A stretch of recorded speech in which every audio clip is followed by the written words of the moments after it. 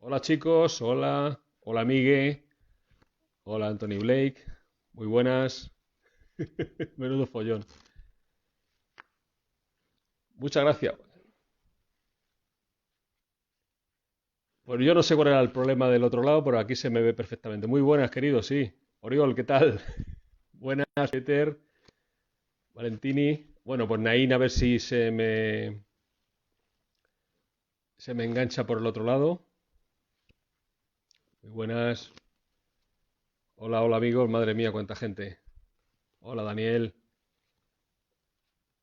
Juan Pedro también, madre mía, cuánto tiempo. La que estáis liando en Instagram, dice.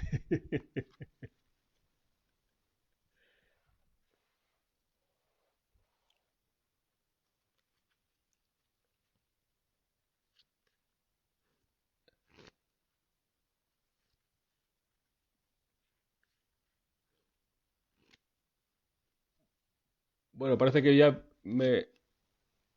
Entidad, efectivamente, enviado solicitud, ver. Le doy aquí ver y a ver si se conecta.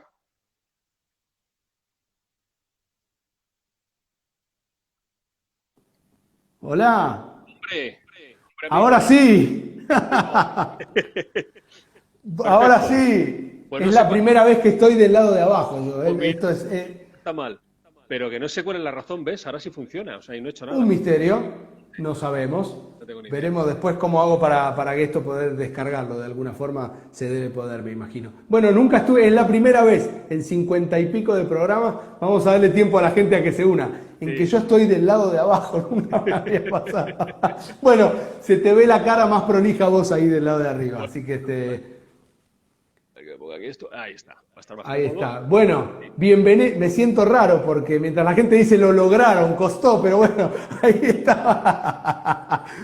Uno propone y después Instagram y la tecnología dispone. Vaya a saber qué pasó, ¿no? Ni idea, no tengo ni idea. Y sabés qué es lo peor, que nunca lo vamos a saber. Efectivamente, Además. porque no es la cámara, Com- ¿ves? No está No, sí funcionando. se ve perfecto. Cuando Miguel me dijo tiene una camiseta blanca y demás, bueno, Anthony Blake nos diría, esto que ha pasado es producto de su imaginación, no le den más vuelta, no tiene sentido. Bueno, a ver si se van enganchando los demás. Mira, aquí también Ahí está. se están, necesitamos tiempo, ahí Hernán pone, por fin alguien pone a Naima donde debería estar, abajo. El amigo Hernán. Gran amigo, Hernán, gran amigo. Yo nunca opino, porque siempre trato de hacer las preguntas yo, pero me voy a permitir decir que Hernán es, además de un gran amigo y siendo subjetivo, es sin lugar a dudas desde hace mucho tiempo el que lleva adelante la Escuela de Magia Argentina, Claro, que no es poco, ¿eh? Que no es no, poco. efectivamente. Bueno, Miguel, bienvenido, gracias por estar ahí del otro Nada, lado, gracias por la paciencia. encantado, encantado, encantado. Gracias por la paciencia. Bueno, vamos a charlar, ya tenemos ahí la gente que se va uniendo de a poquito. ¿Sí? El problema de sexo, dice, pone Anthony Iglesias, el problema de sexo que no podemos tirar abajo. Bueno, me acabo de arrepentir de haber leído el comentario, Blake. ¿Puedo escuchar? Entonces, vamos a charlar un poco de tu vida mientras gente te saluda. Hay gente de todos lados mirando, esto Qué es bien, increíble. qué bien, increíble, increíble. Pues cuánta alegría. Vamos a charlar de tu vida, a conocer un poco en profundidad a Miguel Gómez, Muy un bien. tipo al que leemos, un tipo al que vemos videos, pero no tenemos la posibilidad de tener tanto contacto, así que muy agradecido. Espero que me corrijas si tengo algún dato mal, a mí me gusta mucho tener info y datos. Eh, Nacido Miguel, ¿en qué parte de España? Por si alguno no se En dio cuenta, ¿no? En Madrid. Madrid. Claro, bien de Madrid, olé. Nacido en Madrid, Madrid, sí. Y antes de que te pregunte por la magia, que ya vamos a llegar a tus primeros pasos de la magia, ¿qué recuerdos tenés fuera de la magia de tu ciudad y de tu infancia? Bueno, pues yo siempre de mi infancia es el jugar en la calle, ¿no? Yo para mí era la vida, ¿no? Yo desde que me levantaba por la mañana ya mi idea era ir a jugar a la calle y salía del colegio y ir a jugar a la calle. Yo he sido muy de calle, ¿no? Claro. de estar en la calle, ¿no? Para mí ha sido la vida. De mi infancia, todo lo recuerdo es jugar en la calle. Era mi pasión. Una infancia pura. A Una todo. infancia pura. Yo he jugado a todos los juegos de niños de calle. A todos. Los que se jugaban en España, ¿no? Porque cada ciudad Claro. tiene los suyos particulares, a todos. Al escondite, al rescate, al dol, al tacón, a la lima, a los cromos, a las chapas, a las bolas. A todo. He sido Y te los acordás todos y cada uno. todo. O sea, para mí ha sido una bendición el estar continuamente con mis amiguetes, organizando cosas, viendo cosas. Y la verdad que es una felicidad, ¿no? Poderlo decir, la verdad que sí. Claro, sí, las raíces de uno. Hay un momento en el de tu vida, vos corregime, si algún dato está mal, pero hay un momento en tu vida, como la de muchos, en el que a vos te llega la famosa caja de magia borrás, pero, a ver si voy bien con la info, Miguel Gómez, como muchos, miraba el famoso programa de las manos mágicas, Así es. que salía en horarios totalmente dispares y resulta que una vecina tuya te pegaba el grito. Miguel. Claro, nosotros teníamos todavía el televisor con un único canal, con la 1, la televisión, y ya había algunas personas que tenían el canal, lo que se llamaba en España el UHF, que luego ha derivado en la 2, ¿no? Y eso no lo teníamos todos los vecinos, ¿no? Entonces en el UHF se echaba ese programita que era como una especie de programa de relleno para completar programación, y no lo echaban todos los días, ni lo echaban siempre a la misma hora, era hora variada, pero sí caía más o menos por la tarde, a lo largo de la tarde. Y entonces mi vecina me llamaba y me decía, Miguel, que empieza la mano mágica. Había una pequeña sintonía, bajaba corriendo como un descosido y veía los 10 minutos que duraba, más o menos, o 5 o 7 y tal, y ya tenía con eso para darle a la imaginación durante toda la semana, o vamos, todo el día y toda la semana. Para mí era una maravilla. Sí. Tenías que ir corriendo cuando te llamaban. Qué Claro, y buena eso era con experiencia. 6, 7 años, claro, era la única. Claro, yo no tenía ningún antecedente familiar ni nada, pero a mí no sé por qué me apasionaba la magia. Yo, de estas cosas que no sabe uno por qué, pero me apasiona porque ni siquiera me habían llevado al circo de pequeño, ni. Eran las poquitas cosas que se veían en televisión, a mí eso siempre me había llamado muchísimo. Ya te digo, eso sería una época, pues eso, 7 años, 8 años, ese recuerdo que tengo. Qué bueno. Sí, eso fue lo primero. Eso fue lo Claro, primero. el primer recuerdo. Y vos cada vez te empezás a meter un poco más, y resulta que tenías un compañero de escuela, Eso es. las vueltas de la vida, ¿no? Pues, Amigo de Armando Gómez. pues claro, Armando es mayor que yo, es unos años mayor que yo, y mi compañero tenía un hermano mayor también, que era colega de Armando, de la Sierra, en Morrozarzal, creo que era por la zona de Villalba y por ahí. Y entonces un buen día me dice, oye, mi hermano tiene un amigo que sabe dónde está la sociedad de magia y tal. Pero hay algo antes que eso, que lo voy a comentar porque para no dar el Sí, por salto tan favor. grande. Yo desde que tengo esta afición a la magia, un poco de lo que veía en televisión, lo que veía en aquel programa de Juan Tamariz y Julio Carabias que se llama Tiempo de Magia, también yo era muy pequeño, entre medias logro conseguir en unas librerías del centro de Madrid mis primeros libros de magia. O sea, antes de dar el paso a juntarme con magos, yo ya adquiero libros del padre Ciró, padre Wenceslao Ciró, y consigo en una librería que se llamaba Librería Molina, que era una sucursal de la editorial Reus en Madrid, que era con quien editaba el padre Ciró muchos de sus libros. Entonces yo ahí conseguí la prestigitación al alcance de todos, los primeros juegos de manos de bolsillos y algunos libros ya también de Marré, de los primeros, monedas y todo esto. Son libros que yo fui consiguiendo antes de tener contacto con el mundo de los magos, porque los vendían en librerías por Madrid. Esto siempre estaba en la sección de pasatiempo. Ibas a las librerías del centro de Madrid, biología, química, matemáticas, y había una sección siempre de juegos y pasatiempos, y ahí se solían esconder los libros de magia, ¿no? En esa sección. Y De luego vino divulgación, lo que eso decimos los libros sí, de de divulgación. divulgación. Y luego vino lo de Armando, efectivamente. Entonces, Armando me comentó, o sea, a través de mi compañero de clase, que se reunían los martes y que era un sitio, que era una sociedad, que te hacían un examen y que había que ir allí y tal. Sí, sí, sí. Y ¿Qué es eso? Claro. yo fui completamente preparado para todo. Me llevé una bolsa con material por si me examinaban el primer día allí. Y allí llegué y me encontré, eh, esto era, en esa época estábamos en la calle, en el Puente Cultural de Gran Vía, en el sótano, y allí llegué y me encontré, llegué pronto, a las 7:30, y me encontré con dos magos. Uno era un tal Óscar, que le he perdido la pista, que era un mago extremeño, y con Juan Tamariz, que yo le conocía de la tele, porque yo ya había visto Claro. el tiempo de magia, ¿no? Y entonces, claro, me sorprendió, y el programa 1, 2, 3, que también trabajaba Tamariz. Era famoso, era ya famoso, no tantísimo como luego después, pero era muy famoso ya, le conocía, era quizá el único mago así popular que conocíamos. Ya no me llamó la atención, ¿no?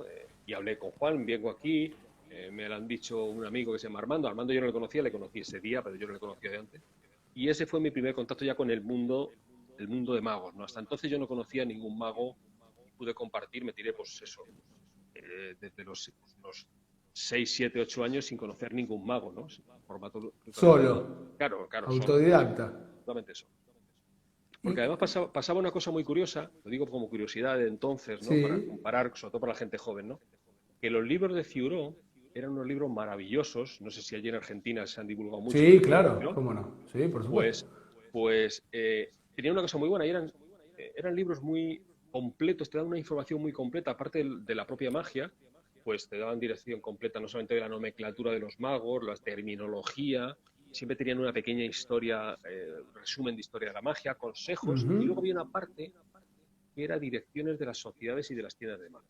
Y claro, yo trataba de contactar con magos a través de esa información que tenía los libros de Ciro, pero claro, yo no reparaba que esos libros se habían escrito en el año 50 y Claro. claro, todo aquello estaba ya obsoleto, ¿no? Entonces yo mandaba cartas a esas direcciones y allí nunca había nadie, ¿no? Y, Claro. y me presenté y entonces, claro, era imposible conseguir, claro, no había internet, conseguir información actualizada y ya por fin conseguí a través de Armando Las el seis. acceder o no, eso es. Claro. O sea que le llegaste a mandar cartas a muchos de los que Bueno, busque trabajo, ¿no? yo le mandé cartas a Ciro, al padre Wenceslao Ciro, le mandé una carta expresándole mi admiración y que yo quería conocerle y tal, y ya había fallecido. O sea, le llegó, me vino de vuelta como 6 o 1 año después, 6 meses o no sé cuánto, ponía persona fallecida o desconocida, no sé, con un sello de correos, y creo que todavía conservo la carta, ¿no? Que yo le envié al padre Ciro, pues tendría yo, pues yo qué sé, 14 años, 13, no sé. Y claro, ya había fallecido. Pero mandé cartas a algunos magos y claro, no existía aquello. Y sobre todo, eh, cada vez que iba al centro de Madrid, me acuerdo, claro, yo era pequeño, cuando tenía que ir a acompañar a mi madre, pues a veces me acuerdo que uno de los sitios era la Casa de Guadalajara, que parece ser que allí estuvo un tiempo la sociedad. Y me acuerdo que un día logré ir a la Casa de Guadalajara pensando que allí iba a haber magos y cuando llegué allí ni se acordaban de los magos ni lo que era, ¿no? Porque ¿Qué era? Claro. hacía años que se habían ido allí los magos. Claro. Ahí acaba de entrar, mira, Matt Martin que te manda un saludo y que hay una anécdota para el final con Matt Martin que hay que ver si te la acordás, pero la vamos a dejar para el final. Bueno, sí, seguro. Que es una cosa reveladora completamente. ¿Y qué decía mientras tanto tu familia de este chico? Lo vamos a perder por la magia, porque estabas Bueno, en la pues mira, escuela, en fin. sí, o sea, he de decir que nunca hubo, claro, yo siempre he sido buen estudiante y aunque siempre decía a mis padres que podía haber sacado más notas, por fortuna nunca suspendí nada, ¿no? Entonces, eso siempre ayuda mucho a que tus padres no se metan demasiado con esta afición tan absorbente como es la magia, ¿no? Pero es verdad que mis padres jamás me han puesto pegas, no, todo lo contrario, siempre que yo les he pedido, porque mis padres siempre han sido, son personas de clase trabajadora que se han hecho a sí mismos, ¿no? Todo lo que tienen, Claro. o todo lo que han tenido ha sido de la nada, ¿no? A base de trabajo, a base Bueno, de trabajar toda la vida. Entonces, mi padre siempre ha sabido hacer de todo, y mi madre igual. Mi madre en las tareas que antes en la sí, época que sí. veníamos le tocaba hacer a las mujeres, mi madre siempre, aparte de cocinar, era muy buena costurera, entonces me hacía todo lo que yo le pedía, mira, mamá, hazme una chaqueta con un bolsillo aquí, todo eso me lo hacía mi madre, y mi padre era una persona que sabía hacer de todo, y aparte había estudiado tornería, padre me hizo mis primeras cajas ojitos, que todavía las conservo. Wow. Me las hizo mi padre porque yo no sabía que eso se vendía. Yo lo veía en los libros dibujado allí en las fotos, ¿no? Y yo se lo daba a mi padre y mi padre pues, me hizo las. Por lo tanto, mis padres nunca han puesto demasiados problemas. Quizás si puede haber un problema, era la nocturnidad, ¿no? El, Claro. el mago, no sé por qué razón, bueno, pues se crea una especie de sensación de que solo se puede reunir por la noche. Y claro, yo era muy jovencito y claro, ya con 10 cuando entré a las 6 yo tenía 16 años, creo que era, 16, 17, y claro, después de la reunión de las 6, pues bueno, nos tirábamos hasta las tantas de la madrugada, incluso había días que iba, enganchaba las clases o el trabajo, porque también empecé a trabajar muy jovencito, directamente me iba de la reunión de magia a currar, ¿no? Y eso es lo que Claro. mi madre llevaba un poco peor, ¿no? Eso de no aparecer en toda la noche, porque además no había teléfonos móviles, con lo cual no es como ahora que estás localizado, sino que no te salías de casa Desaparecías. y se Claro. desaparecía, ¿no? Claro, en nuestra época Desaparecías. desaparecías absolutamente, ¿no? Pero bueno, Claro. la verdad que nunca ha puesto pegas al tema de la magia, por fortuna. Afortunadamente nunca pusieron ningún Qué pero. esfuerzo, ¿no? De esto que contás primero, no solo el esfuerzo que hacías vos, sino el de tu padre fabricándote una caja Oquito, fabricándote Sí, porque ten en cuenta que mi padre, bueno, por desgracia ha fallecido hace poquito, estas Navidades, ¿no? Falleció. Mi padre Lamento mucho. se vino, bueno, cuando acabó pasó una mala posguerra, ¿no? En la guerra civil le tocó la parte mala, ¿no? Y entonces mi padre cuando salió del pueblo, en aquella época había la posibilidad en España claro, si te quedabas en el pueblo no había posibilidad de estudiar, ¿no? La gente humilde no tenía posibilidad de estudiar, entonces la única posibilidad de hacer algo era yéndote de voluntario al servicio militar. Y ahí aprendías un oficio, ¿no? Entonces, mi padre se vino voluntario del pueblo, de Mora de Toledo, y se vino a hacer la mili y estudió tornería. Se sacó todos los carnets de conducir también, desde el coche hasta la autocar de no sé cuántas dimensiones, en el servicio militar, y aprendió mecánica y tornería. Eso lo aprendió durante el periodo del servicio militar, y ahí eso fue a lo que se dedicó y luego estuvo trabajando muchos años. Claro. Y él Barreiros te primero, en una fabricaba. serie. Sí, y entonces él, como aprendió tornería, era un oficio que se dejó de hacer en España, ¿no? Se hacía, pero él tenía amigos que tenían tornos que lo alquilabas por horas, tú les pagabas un dinero por usarlo, y tú llevabas tus piezas en bruto de bronce o de. Me acuerdo que íbamos a desguaces y a chatarrerías a buscarlo. Me acuerdo de ir con él Claro. y veías piezas viejas de bronce macizo, y con eso es con lo que se hacía luego las cajas Oquito, en fin, el material, incluso me acuerdo las primeras cascarillas de moneda de 50 pesetas, no Sí. expandidas, porque claro, la técnica de expandir no la conocía, pero el rebaje y las Claro. monedas, que todavía las conservo, también me las hizo él, sí, sí. Uf. ¿Y todavía mantenés todo eso, lo conservás? Sí, sí, sí, conservo, algunas ya están golpeadas, las conservo un poco por el cariño aquel, ¿no?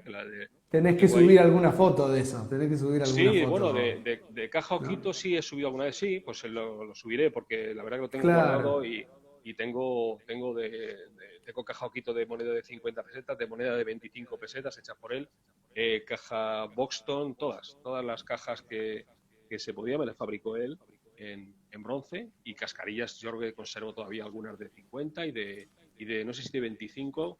Hice alguna y también alguna plata cobre. Todavía tengo que tenerlo por ahí. Me la rebajó y las pegamos con aquellos pegamentos que había entonces. Ahora hay muchos, ¿no? Pero antes era difícil conseguir un Claro. pegamento resistente para metales y bueno, seguíamos yendo al rastro y Era pasándolas.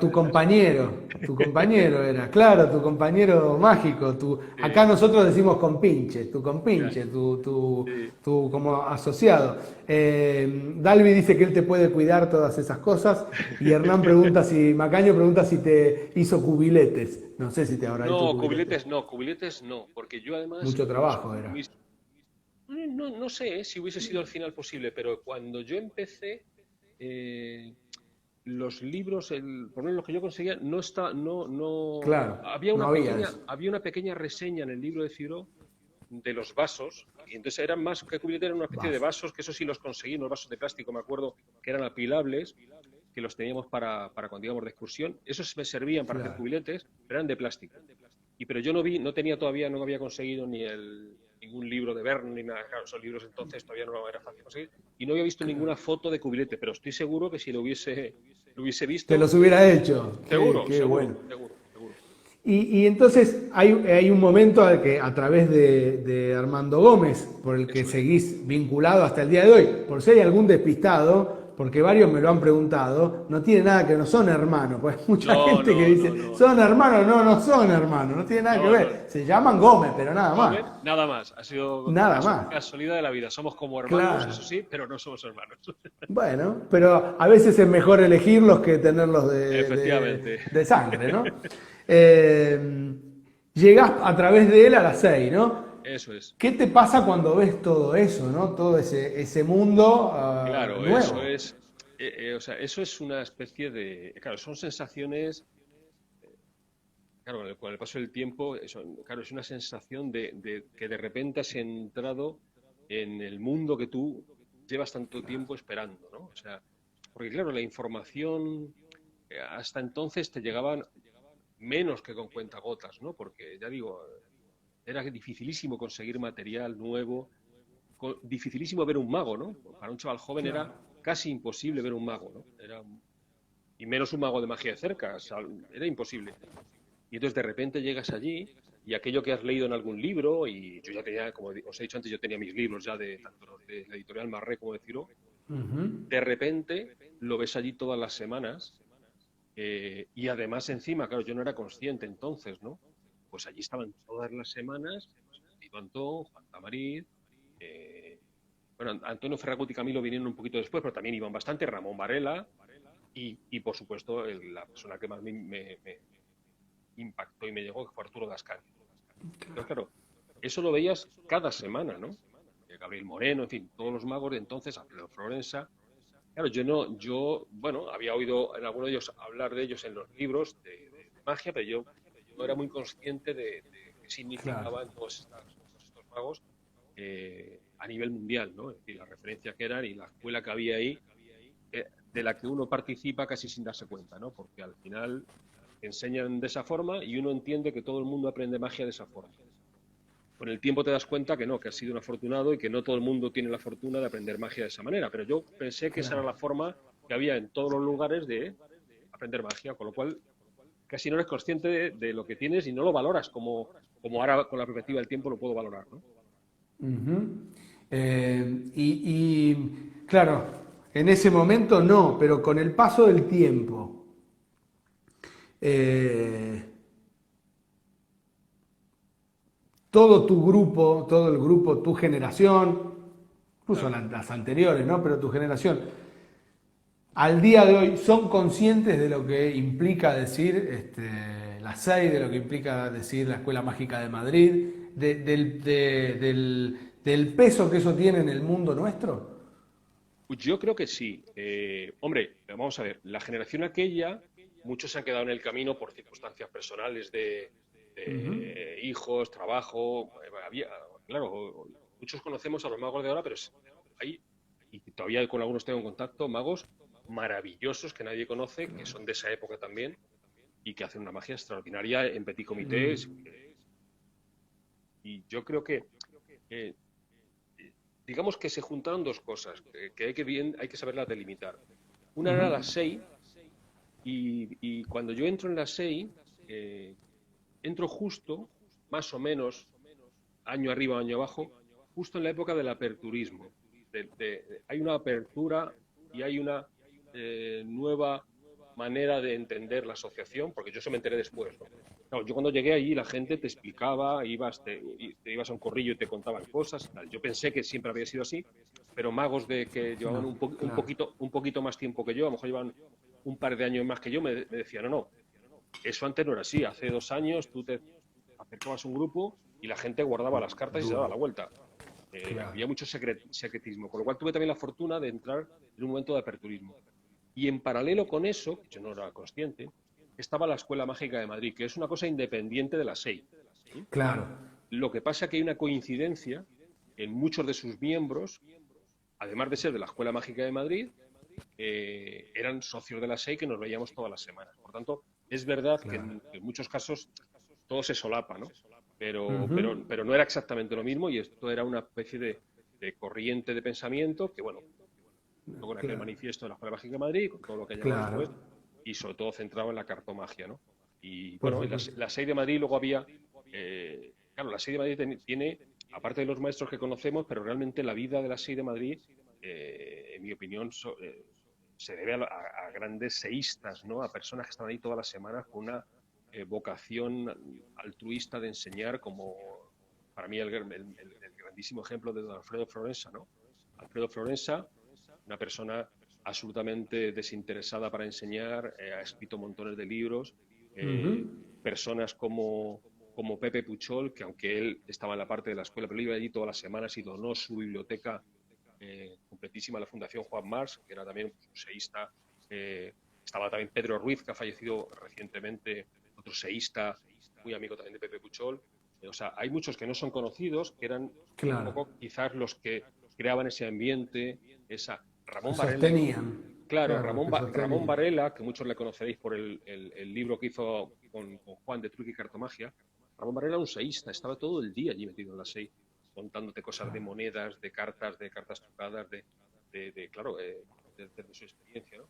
Entonces, la verdad que sí fui un afortunado. Claro. Y luego además, por de alguna manera, también viene mucha gente de fuera de Madrid, que viene a trabajar a Madrid a nutrirse de aquello, ¿no? Como el mismo Pepe Ujú. Carroll, estaba también, que está aquí, pues Anthony Blake, que estaba trabajando, es de Asturias, ¿no? Y se vino para acá también a trabajar. Eh, ya digo, el mismísimo Pepe Carroll se vino aquí a Madrid también y luego Claro. mucha gente, bueno, Miguel también se vino en esa época también muchísimo tiempo a Madrid. O sea, Madrid era un poco el lugar donde coincidía un montón de gente con esa inquietud y además coincidió, desde el punto de vista cultural, coincide también con una época en la que Madrid es casi el centro no solamente de la magia, sino de la cultura de España, ¿no? Aparece Ujú. lo que se llamó la movida madrileña en los años 80, que fue Ujú. una especie de boom, de explosión de todas las formas de arte, ¿no? Desde nuevos movimientos de música, del cine, en el teatro.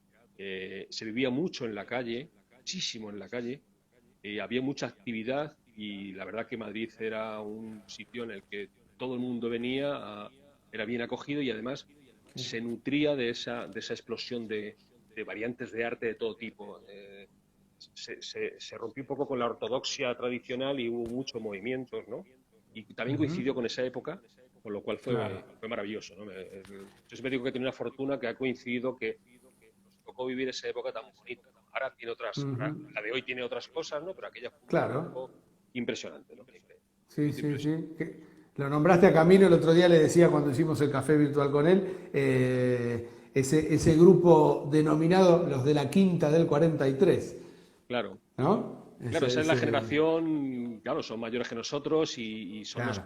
los que nos han alimentado, ¿no? Los que nos han dado los primeros alimentos mágicos y además con un grupo muy, muy variopinto, aunque parece homogéneo en cuanto al pensamiento, pero muy variopinto en cuanto a estilo, ¿no? Y en cuanto, pues eso también te alimenta mucho, ¿no? Te alimenta Ujú. muchísimo. ¿Y tú recordás tu primer show, tu primer presentación, si fue adelante de tu familia o si fue ya profesionalmente? ¿Te No, bueno, costó dar el paso?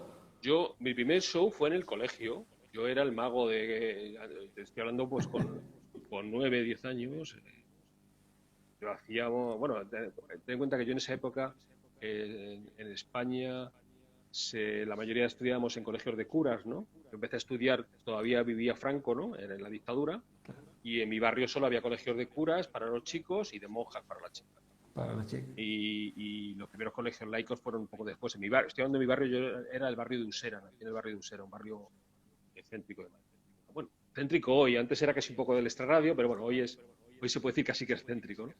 Y, y entonces yo ahí hice mis primeras, cuando hacíamos convivencias y hacíamos estas cosas que nos llevaban los curas, pues cada uno hacía lo que quería en cuanto a actividades para divertirnos y yo me acuerdo siempre, el mago que prepare algo. Y siempre me tocaba tirar de Ciro, me iba allí a los libros de Ciro, me repasaba mis juegos y me hacía, pues nada, pues hacía en media hora todo lo que sabía, ¿no? Porque no sabía más, ¿no? Pero fijaos que ya en esa edad no me quedaban más narices que baquetearme con el salto clásico que ya tenía que hacer, porque no sabía otra forma de controlar y porque no explicaban otra, y lo hacía de cualquier manera, pero bueno, que yo colaba y hacía enfiles también, imagino que muy mal hechos, ¿no? Pero hacía mis enfiles y eso sí, con la carta corrida y la cuenta bucle. Eran como mis 4 técnicas eh, así con las que hacíamos todo, ¿no? La cuenta bucle, la Claro. carta corrida, el enfile, una falsa mezcla, la mezcla universal esta que se hacía entonces, así como por bloques, y poco más. Y con eso hacíamos todo. Con eso Claro. hacíamos todos los juegos. Sí. Entonces, hay un momento en el que ya, súper metido en el ámbito de la magia, Miguel Gómez, súper metido. Después más adelante vamos a llegar a la grada y a todo lo Ajá. de la parte actual, pero hay un momento en el que surge un Miguel Gómez que empieza a competir, ¿sí? Que empieza a competir, que se lleva en el 84, ahí se lleva un premio del Nacional de Cartomagia. Después, en el 88, en el FISEM de La Haya, con unos nombres: Pepe Carroll, Roberto Giovi y Miguel Gómez. Esos son los escalones, es así, un cachetazo atrás del otro. Madre mía. En Estoril, en 1996, 2 veces fuiste premio Ascaño, Mago del Año, jurado el premio Sí, sí. Ascaño, de Fraxon, en fin, una vida dentro de la magia muy prolífica. Lo Sí. que se me ocurre preguntarte es, ¿te transformaron en algo los premios? ¿Cómo tomaste el No, tema de las competencias? no, vamos a ver, la competencia era un juego, ¿no? Hoy en día quizás hay más relación de la competencia con una etiqueta digamos, para venderte, ¿no? Ujú. Más relacionado con el marketing, ¿no? En la época que yo me presenté a los premios no tenía yo no tenía ninguna intención, yo tenía mi trabajo, yo empecé a trabajar muy jovencito, con 16 años ya tenía mi trabajo y me dedicaba, en esa época no me pensaba, ni se me ocurría, a lo mejor hoy en día, si me he tardado estos años, probablemente me hubiese intentado dedicar a la magia, pero entonces ni me lo pensaba, para mí la magia era un profundo hobby, pero nunca lo pensé como profesión en esa época, ¿no? Y para mí los concursos eran un divertimento, nunca fue un objetivo, digamos, profesional, era un divertimento. Estábamos con los amigos, oye, nos presentamos al congreso de tal, venga, vamos, pues preparamos, porque para nosotros era una forma de montar cosas y de trabajar. Recuerdo que el de Logroño yo estaba haciendo el servicio militar y recuerdo perfectamente que como tenía que pagar la inscripción al congreso, pues tuve que hablar con mi teniente y decirle, mire, yo no había hecho nada en la mili porque en la mili te decían que había que pasar desapercibido, ¿no? Para vivir bien. Y entonces Claro. tuve que ya tuve ya que decir un día bueno, que iba a ir a un concurso de mago, que me dedicaba a la magia como aficionado y que tenía que pegar una inscripción porque iba a concursar en el. Y entonces para que me asegurase, entre comillas, que me iban a dar permiso para ir, ¿no? Y me lo dieron. Me hace gracia porque las fotos que tengo de aquel concurso estoy con el pelo muy cortito y porque estaban haciendo justamente el servicio militar en Logroño. ¿Y no Y le hacías fue, nada de magia a los, luego perdón, después sí, luego ya me liaron, claro, ah, luego ya claro, una vez que me manifesté tuve que un poco, entonces, claro, y en sí. la cantina y tal, pues ya hacía cosas, ¿no? Pero no quise en principio hacer eso. Y, y la verdad que siempre fue un divertimento, algo que tenía que montar, algo que te obligaba y algo que es súper divertido, ¿no? Yo creo que la época de los concursos es muy divertida si te la tomas como una diversión, ¿no? Si te la tomas como algo que realmente es para pasártelo bien con tus colegas y que luego si te dan un premio, la verdad que da también mucha alegría, pero yo entiendo que eso debe ser siempre algo, entiendo, ¿no? Bajo mi punto de vista, cuando estás en esa época, ¿no? Algo muy secundario. Tiene que ser algo para motivarte, para trabajar, para hacer cosas, pero nunca para hundirte, a mí es la parte que menos me gusta Pero aún así, bueno, normalmente a la gente luego al final se le pasa el cabreo, los que se cabrean, ¿no? Se les suele pasar el cabreo y con lo cual la experiencia siempre es buena. La experiencia de concursar siempre es muy divertida y es buena. Y casi siempre que he concursado ha sido eh, por casualidad. O sea, siempre lo he hecho con gusto. Por ejemplo, cuando me presenté en el Congreso de La Haya, en Holanda, inicialmente no iba a presentarme a concurso, pero como no andaba bien de dinero, pues había unas becas que daba la editorial en aquella época, editorial Fraxon, que llevaba Juan Tamariz, y entonces para las becas era necesario ir a concurso, es decir, te daban un dinero para ir a Holanda, pero tenías que concursar. Y entonces preparé un número para la beca, me dieron una de las becas y entonces estaba ya obligado a concursar. Y lo que hice fue coger juegos de mi repertorio, más o menos. Me acuerdo que hice un juego con los tres vasos y una versión de los ases de Hamann. Hice juegos de los que yo solía hacer un poco mi repertorio, les di una vuelta así para intentar engañar un poquito a los magos y allí lo presenté con toda la mejor intención de pasármelo bien y me dieron un tercer premio, que fíjate qué alegría. Me dio mucha alegría que el tercer premio, además me lo pasé muy bien porque yo compartí habitación allí con Pepe Carroll, compartimos habitación en toda la estancia, entonces todas las noches Pepe estaba de los nervios porque para Pepe sí era muy importante. Pepe ya había tenido varios premios y él quería sacar un primer premio por el tema profesional. Él ya había sido subcampeón de cartomaje, pero él estaba muy con este tema. Y me acuerdo que todas las noches allí ensayando en la habitación de hotel, yo tumbado en la cama medio frito y él allí. Y la verdad que él fue un lujazo, pues se salió, ¿no? Se puso serio. Y yo la verdad que él me dio muy buenos consejos. Yo la verdad que era juegos que hacía habitualmente, con lo cual los tenía muy en la punta de los dedos y salió todo muy bien, la verdad que... Pero fíjate hasta qué punto no iba yo con ninguna intención de nada, que ni siquiera me molesté en aprendérmelo en inglés. O sea, siendo en Holanda lo hice en español, sin ningún problema. Y me acuerdo que, claro, allí como había muchos magos argentinos y los españoles, entonces yo, claro, cuando iba a concursar yo le digo, oye, por favor, veniros, que si no, no se va a enterar nadie de lo que digo. Y entonces les lié a muchos para que vinieran allí a verme y por lo menos cuando yo hablaba ahí gastaba una broma que se riese alguien, ¿no? Porque si no, imagínate, Claro. imagínate eso dicho allí en español casi sin que nadie se entere. Y fue una experiencia muy divertida, muy divertida. Claro. Y que tengo una anécdota con el Mundial, pero las voy a dejar para el final, las anécdotas. Ajá.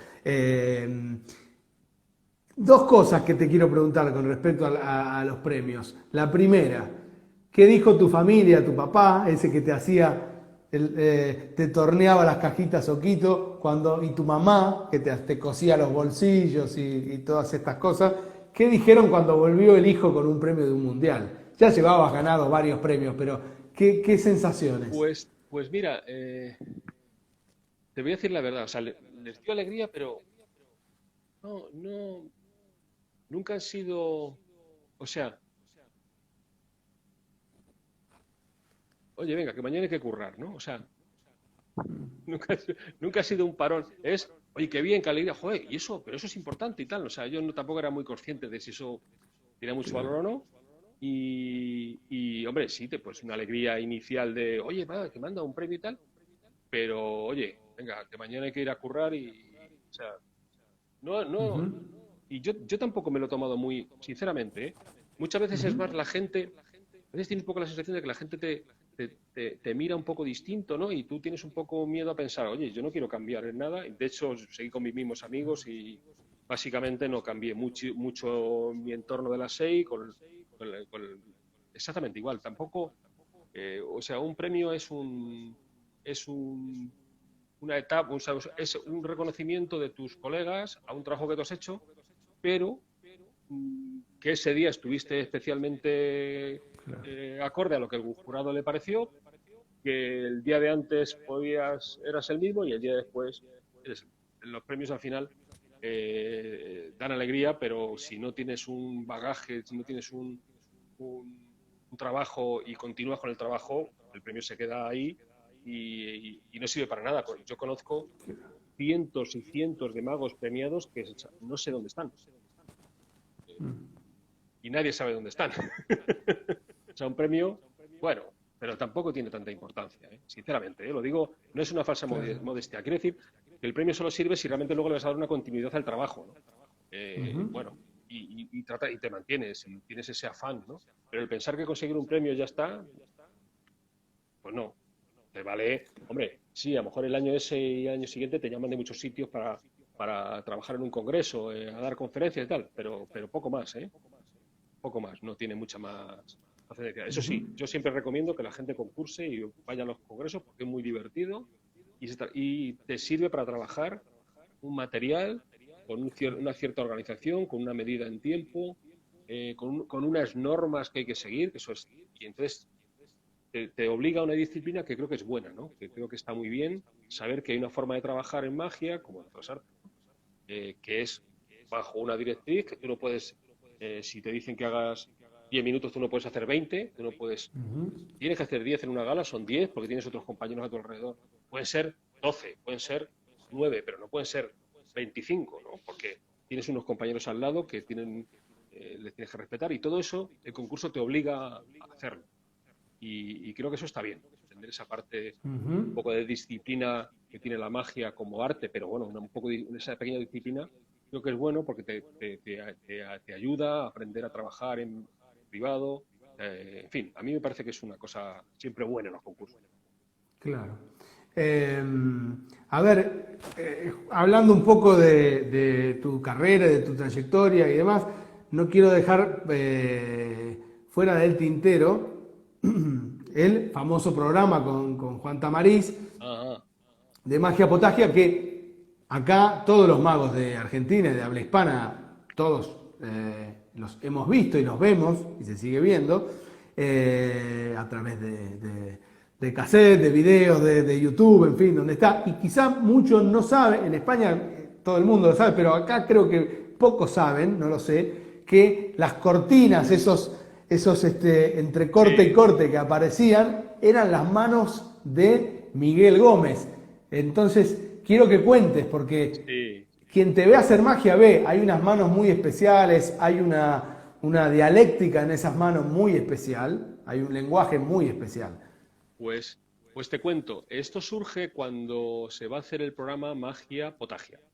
Magia Potagia. Magia Potagia. En aquella época, las televisiones trabajaban por unos bloques, los programas de televisión, parece ser, yo no lo conocía, pero por lo que nos dijo el productor Pío Núñez, que era con el que trabajaba Juan Tamariz, y el propio Juan Tamariz, pues hay unos bloques para la publicidad. Imagínate que Claro. tienes que hacer un bloque que tiene que durar el bloque 12 minutos y a los 12 minutos tiene que entrar la publicidad. ¿Qué sucede? Que los magos contratados, en aquella época, los magos contratados tienen números que no duran exactamente eso, porque son números. Hoy viene Ricky Jay y hace su número de no sé qué y le dura 8. Juan hace un jueguecito y dura.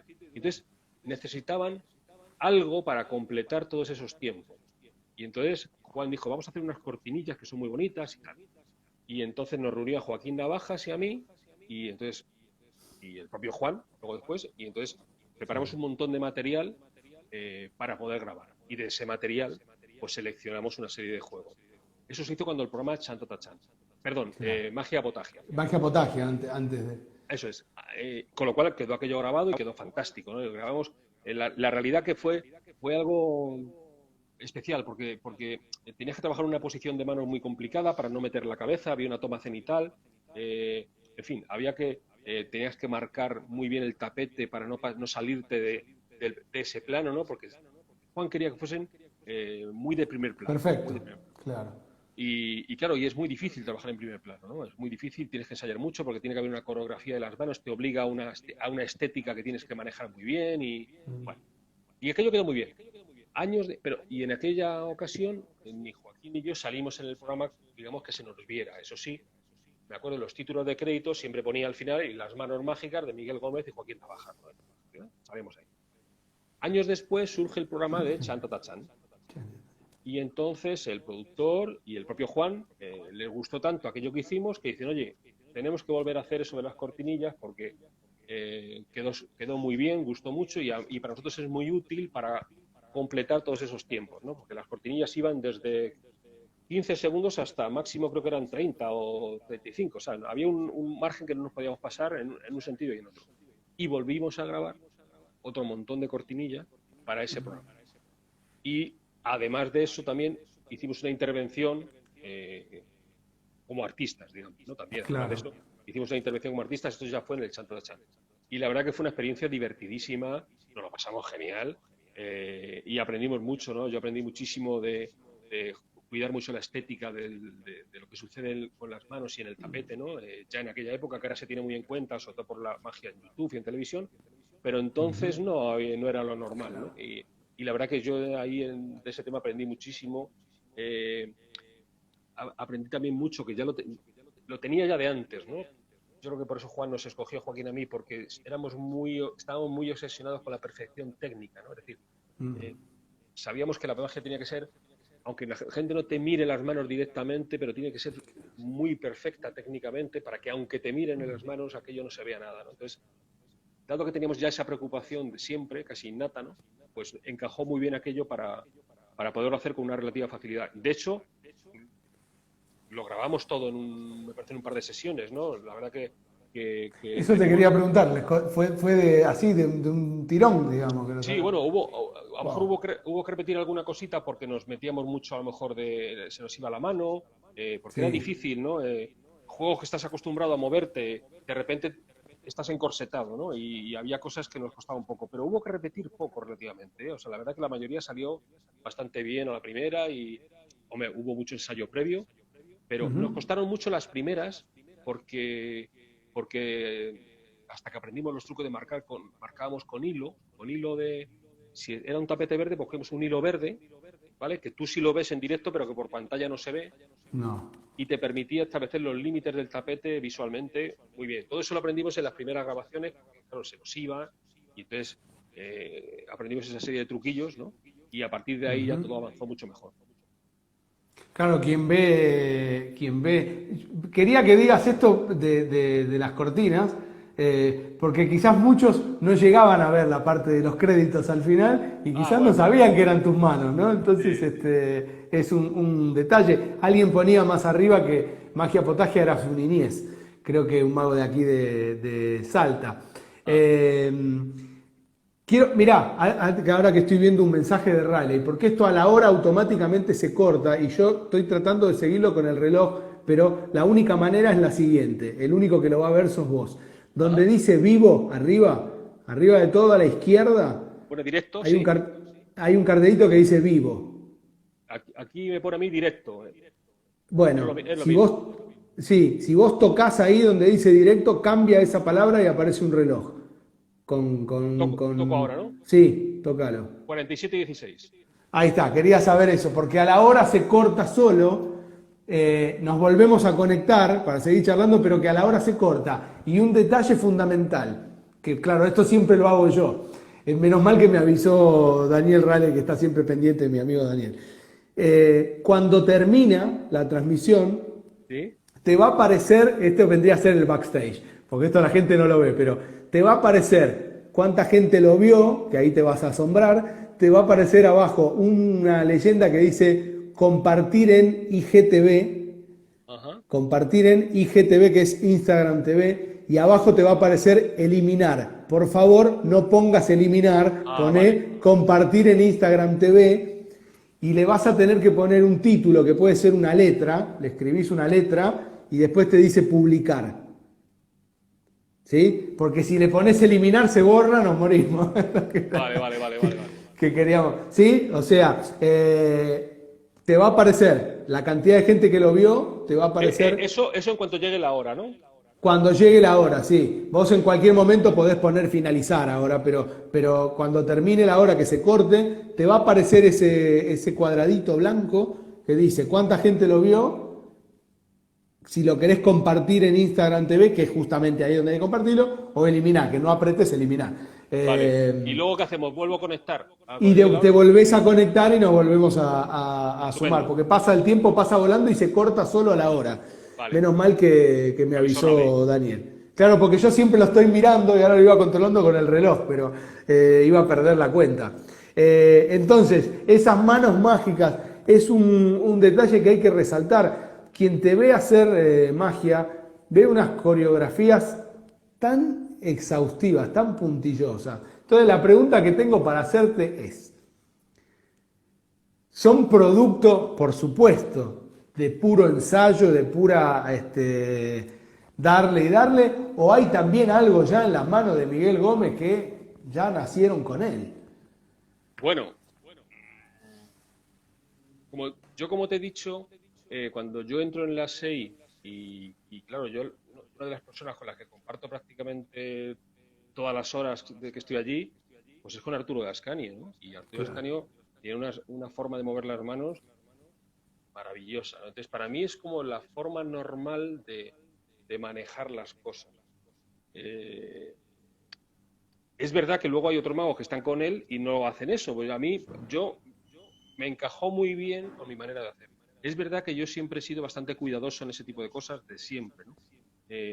Pero evidentemente yo creo que eso se potencia en todo caso porque tienes una persona a la que admiras, a la que la ves manejar, que ves tanta belleza ahí que a mí por lo menos me impresionó, ¿no? Me revolvió, ¿no? las entrañas ver cómo aquella persona movía las cartas de una manera que yo no ni imaginaba ni sabía que eso tenía que ver con la magia. Yo pensaba que la magia era otra cosa y de repente ves aquella belleza simplemente desplegando 4 cartas o mostrando una carta que me impactó, se me metió muy dentro. Entonces, yo siempre he sido muy cuidadoso con eso porque pienso que la magia tiene como arte escénico que es y arte tiene un componente importante de belleza, ¿no? Y yo creo que la belleza es algo inherente, sobre todo en una parte visual, que conlleva belleza. Y la belleza también está en las manos y en el movimiento de los objetos, ¿no? No solamente la belleza está en lo que puedas decir, que también, en la puesta en escena, que también, sino en la magia de cerca en concreto, además, en escena el movimiento del cuerpo, por supuesto, pero la magia de cerca las manos son muy importantes y son parte protagonista, ¿no? Parte muy protagonista de lo que sucede con los elementos mágicos. Por tanto, las manos se tienen que saber mover. Y uno coge un hábito. Y cuando uno ensaya, trata de evitar las posturas forzadas, trata de evitar los movimientos estáticos, los movimientos bruscos, todo aquello, lo que yo llamo siempre, que muchos se ríen cuando lo digo, siempre pasando la lija a todo, ¿no? Eso me lo enseñó mi padre, ¿no? Cuando mi padre era muy perfeccionista, estaba todo el día con las medidas, cuando iba a hacer alguna cosa con madera medía hasta el milímetro, ¿no? Y me acuerdo que cuando cortabas una madera y decía, ya, no, está mal, otra vez. Venga, que me quiero ir con los amigos, venga, no, pero córtala bien. Ya cuando ya la cortaba bien del todo y la medía, ahí exactamente 87 milímetros, medía mi padre allí, 87. Muy bien, ¿me puedo ir? No, no. Ahora la tienes que lijar, ¿no? Es decir, o sea, ya estaba, no. O sea, está en la medida, pero eso ahora tiene que ser presentable, ¿no? Ahora se tiene que poder presentar. Y para poder presentar hay que pasar la lija, ¿no? No puedes y barnizar, ¿no? Y todo eso es una labor de días y venga y venga. Lo que pasa es que yo disfruto mucho con eso. Entonces, para mí es un elemento que no es un sufrimiento. Hay gente que le gusta menos esa parte de la magia. A mí me gusta mucho. Entonces, para mí es un placer, ¿no? El enredarme en esas pequeñas... Mirá, como el libro, como tu libro, Miguel pone, las cartas adoran estar en las manos de Miguel. Y sí, la verdad es que sí, eso no se puede discutir. Estamos en 50 y ¿cuánto arriba? 53.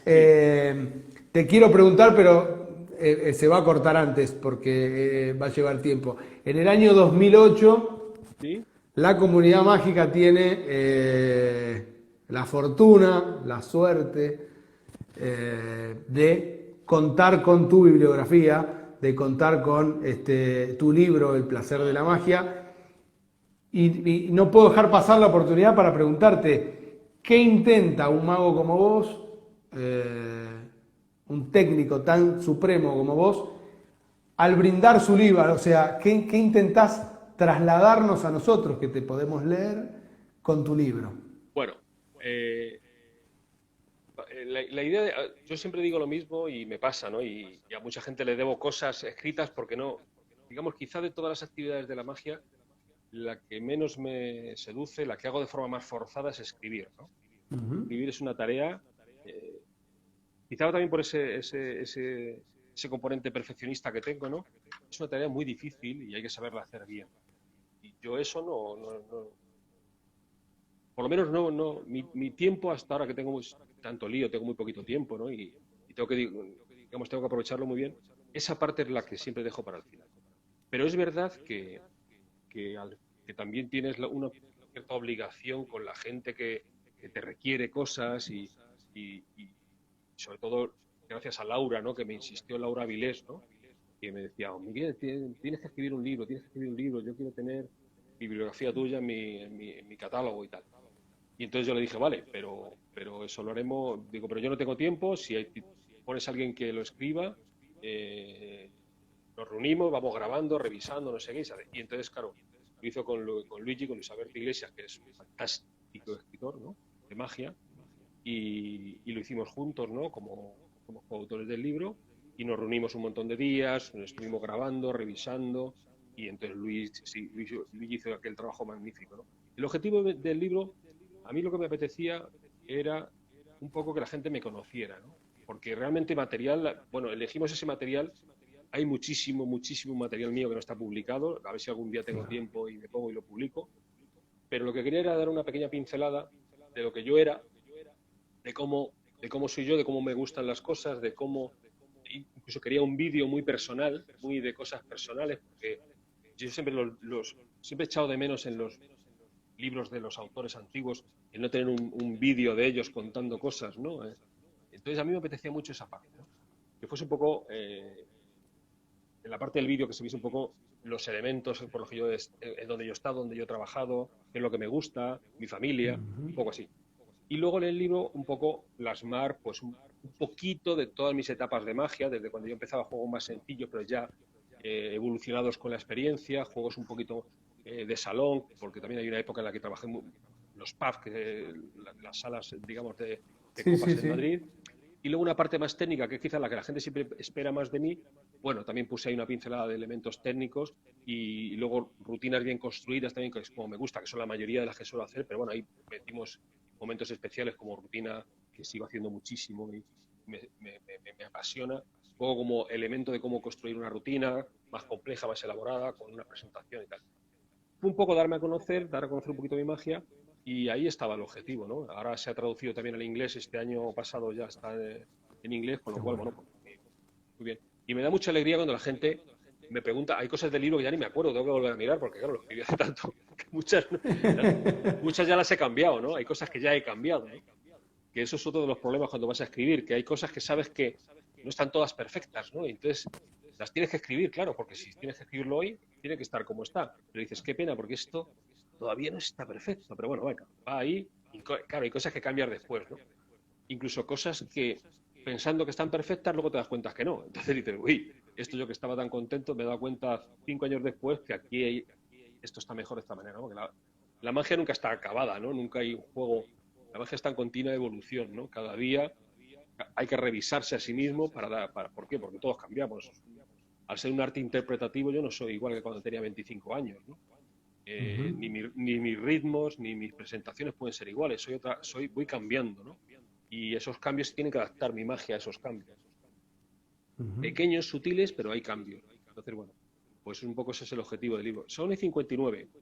Bueno, va a quedar, acordate, ahora cuando termina, te va a aparecer ese cartel que por ahí te dice finalizar transmisión y te va a decir compartir en Instagram TV. Eso te va a Sí, aparecer al final y lo vas a tener que guardar y colocarle aunque sea ponerle una letra de título, no hay vale, ningún problema. Y después pones compartir, guardar. Tomate el tiempo vale, que haga pues falta y cuando te vuelvas a conectar, yo me sumo otra vez vale. a Entonces la transmisión.